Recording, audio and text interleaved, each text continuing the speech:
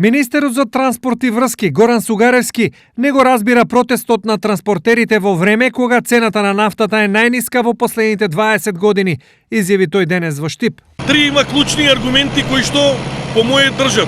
Тоа е внесувањето на акцизата. Прво е заради солидарност, заради граѓаните на оваа држава и апсолутно не е никаков товар за било кого дополнителен. Второ, цената на нафтата во моментот е повеќе од 20 денари од јануари, февруари и март месеца која погледнете на назад.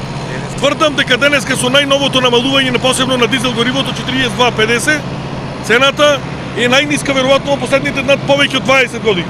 Тврдам дека во моментот не држи тезата на тоа што значи протест, меѓутоа тоа е нивно право и слободно може да го изразат. Ситуацијата со коронавирусот и движењето на пазарот со становите, Сугаревски е оптимист дека поголеми штети нема да претрпат ниту градежниците, ниту граѓаните. Очекувам во делот на градежништвото да и во делот на високоградбата и во делот на нискоградбата да продолжи сериозно динамиката на работа, така да не очекувам дека посебни некои поголеми потроси ќе има. Во однос на некои градежни фирми кои излегоа со барање за намалување процентот на комунални давачки, министерот Сугаревски е со став. Тоа е работа на локалната самоуправа. Јас од она што го знам, државата не ги определува комуналите на општините.